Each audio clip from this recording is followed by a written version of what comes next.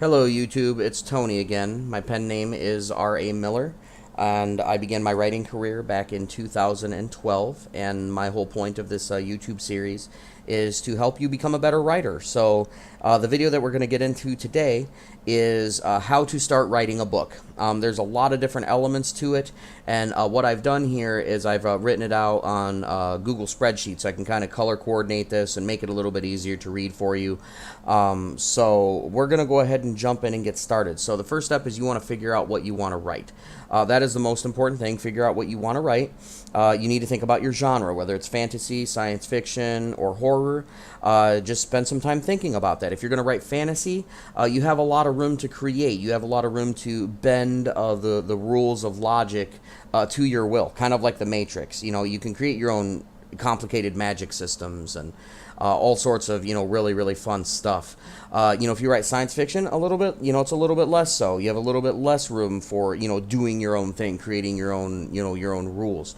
If you're writing a thriller like Lee Child's books, the Jack Reacher series, you have to, write according to, the laws of our world, things like gravity and, cars needing gasoline to drive and, things like that. With weather, you have to account for, things like that. You can't just, create things out of the blue. You have to write things in that world. Like one example is, if you were writing a thriller, you could make some kind of analogy to basketball if you were writing a thriller, because basketball exists in your world. However, in my world, in my books, in the Era of Justice, basketball does not exist. So you could not write an analogy pertaining to basketball because no one in that world is going to know what basketball is. So therefore, the reader will not understand the concept of why is this in here. So that's just something to consider. Think about what you want to write. Next step, find an author in your genre of choice and begin reading books by that person. I cannot stress this one enough. If you're going to be writing fantasy, you got to read Brandon Sanderson. There's some other amazing authors, Robert Jordan, obviously J.R.R. Tolkien, the grandfather of fantasy. There's some other, I could go on and name, so many different fantasy authors that I love. My heart, though, is Brandon Sanderson. Nothing beats him. I've learned so much just by, reading his books. That is very, very important. Whatever you're going to write. If you're going to write horror, you need to go with Stephen King. He's pretty much the master of horror. He's been doing it since long before I was born.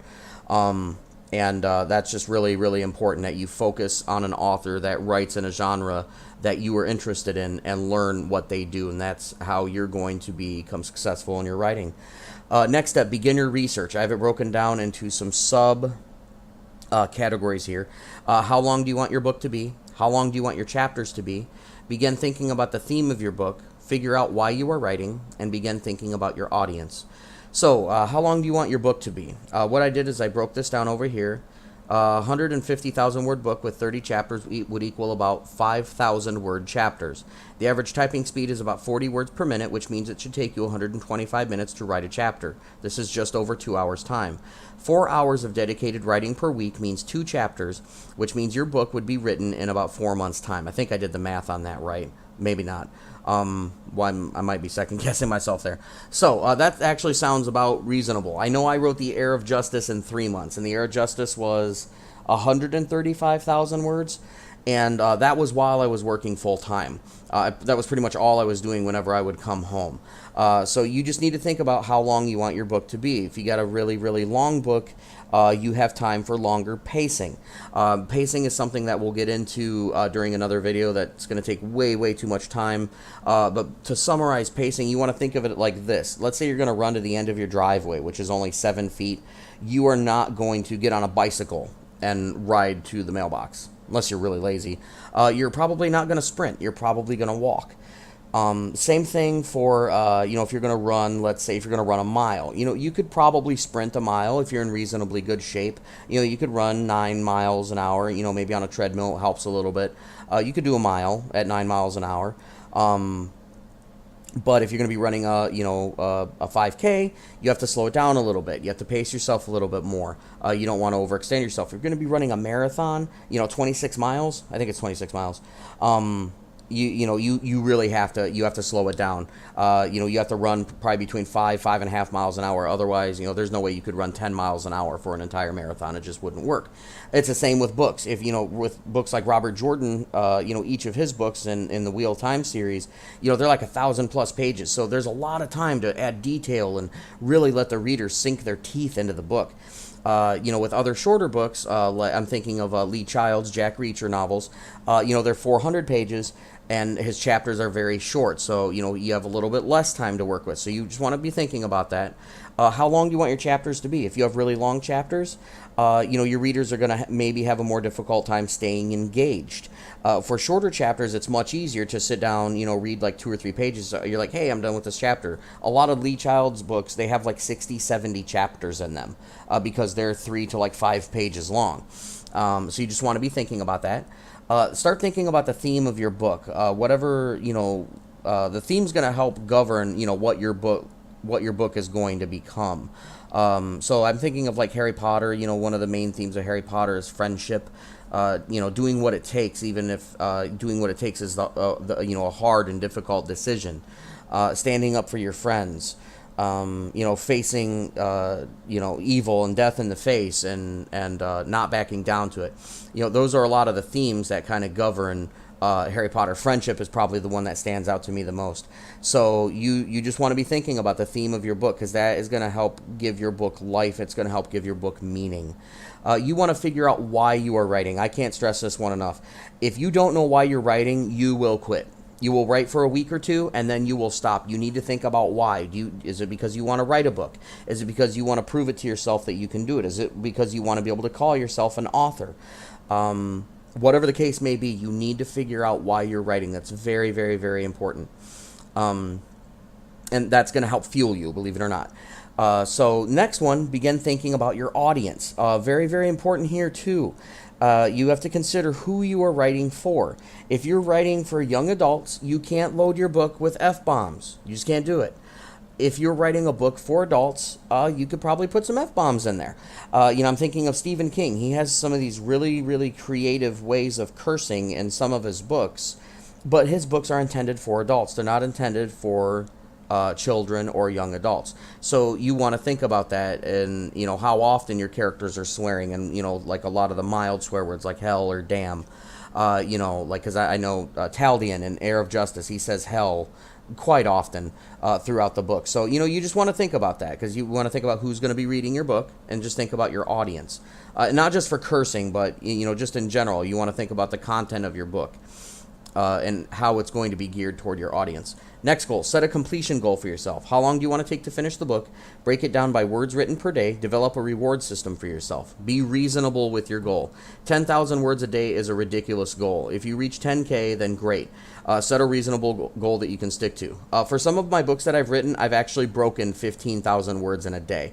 I was just a machine going through just nonstop. I couldn't type it out fast enough. And then there's been other days where I've only maybe written 500 words. And it just kind of works out that way. Your goal should not be a ridiculous number like that. Find something that's reasonable for you and stick to it. Whether you're writing 2 or 3 days a week, or even if you're just writing 1 day a week, that's still more than not writing at all, if that's something you really want to do. You can't just say, well, I've always wanted to write a book, and then you never do anything about it. Develop a reward system for yourself. That could be something, small or simple. Maybe it's like a frozen ice cream treat from Dairy Queen, that you really like or something. And if you reach a certain goal within a certain time, you can go get that treat. Something like that. Just something to give yourself a little bit of incentive, kind of like the, carrot on a stick hanging in front of you. It gives the horse incentive to run. That's kind of what that will do. So that will help you, definitely having a little bit of a reward system. Pantsing versus planning. I cannot talk about this a whole lot. I mean, just to get into it, it'll be a whole video on its own. So I will have to do a video on that another time. But pantsing basically means you're writing by the seat of your pants. You're not planning anything. You're not writing anything out. You're not creating characters in advance. You're not creating plot. You are just writing. You just start chapter 1, and it was a dark and stormy night, and the thunder was crackling outside, and you just go. That is how I wrote the Heir of Justice. I did not plan any of it. It all just sort of came spilling out. I have written other books that I have planned. Planning, it can be really advantageous. If you have like a plan, it's almost like making an outline. You have an idea where you're going. Maybe if you run into a roadblock, you can go back to that plan and see where you were going with it, and then you're like, okay, well, I can readjust. Pantsing is definitely a lot more fun, and I actually put that down here, fun. Pantsing is just it just is, because you start with nothing and you just go and you just let the creativity just flow. When you plan, you have this, well, at least I do. You might not, but you have this sort of subconscious desire to stick to that plan, which could be detrimental to you in the long run. It could hinder your creativity because you feel like you have to stick to that plan. Just be very careful with doing that. Neither are good or bad. I've written books and completed books that I have pantsed, and I've written and completed books that have been planned.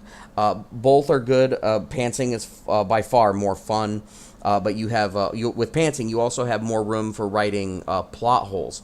This is actually a true story. I had read this about J.K. Rowling when she wrote The Goblet of Fire. She said that there was a plot. I believe, and I'm paraphrasing because I don't want to like misquote, but she said something along the lines of there being a plot hole in the Goblet of Fire that she had to rewrite, and she had to rewrite and add a whole bunch to the book, and that is why the Goblet of Fire is so much longer than the Prisoner of Azkaban.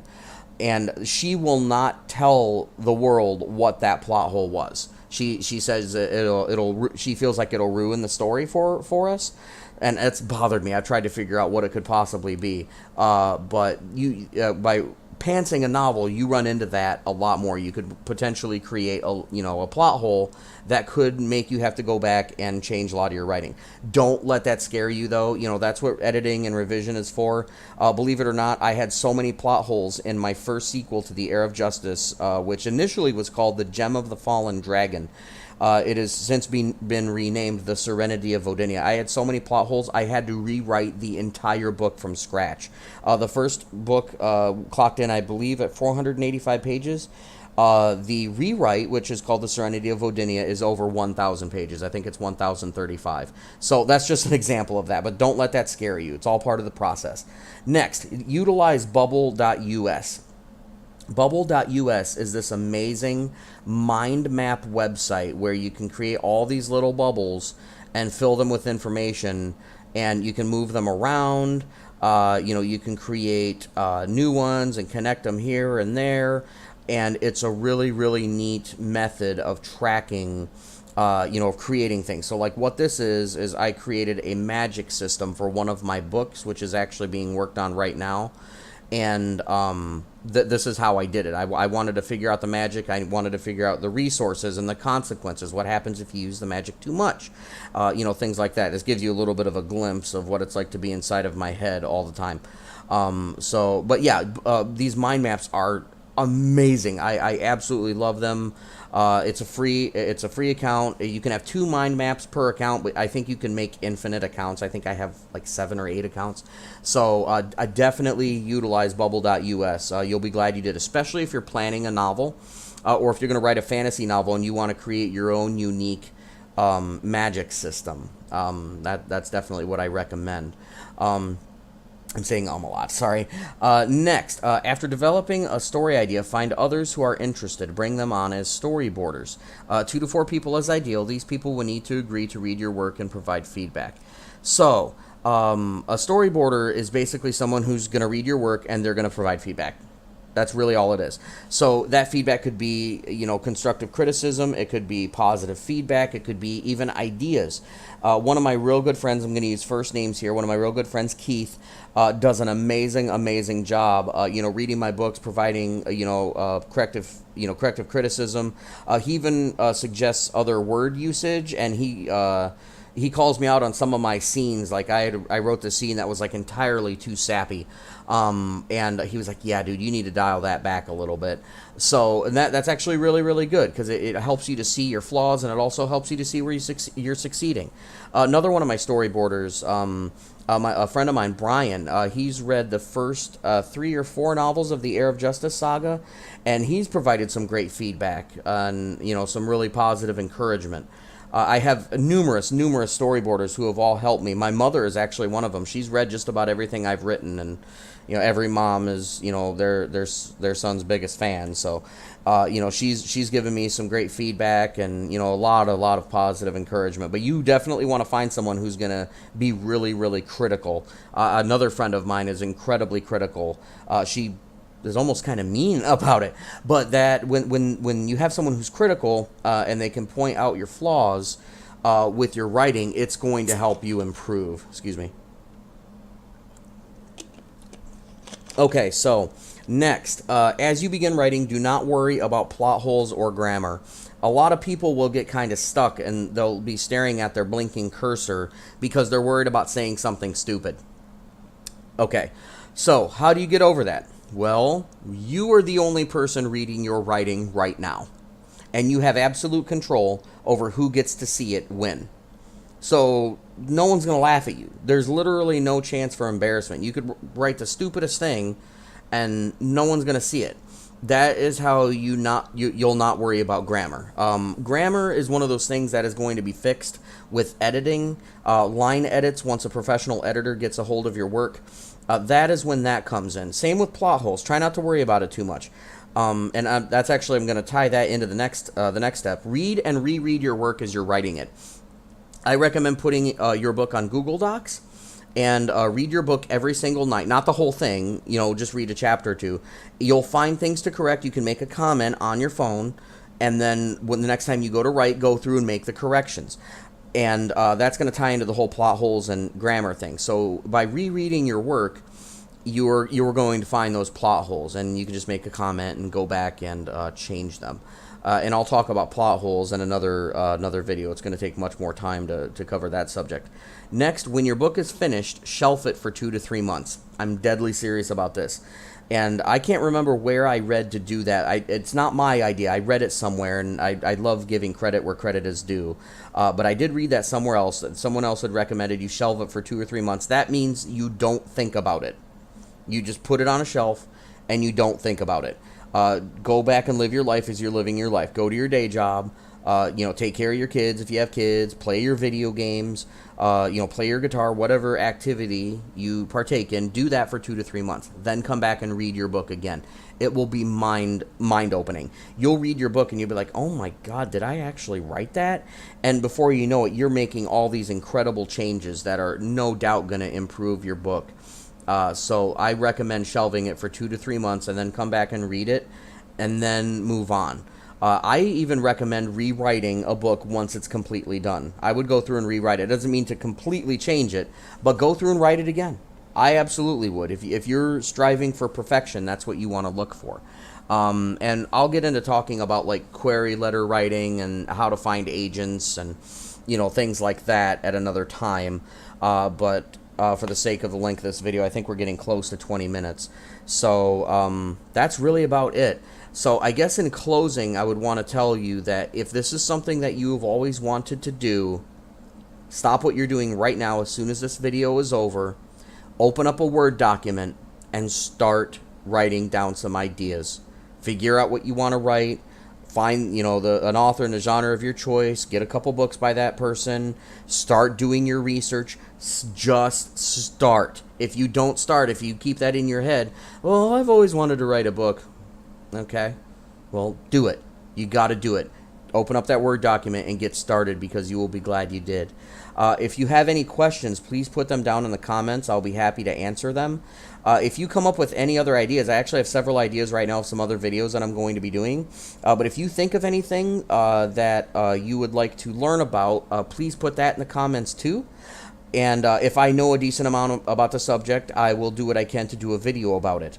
I definitely don't claim to know everything. I'm still learning myself. But I've been doing it about 6 years now. I'd like to think I know a little bit, to be able to help others, to be able to learn from my experiences and even my mistakes. So if you like the video, please, hit like and subscribe, and we'll see you in the next video.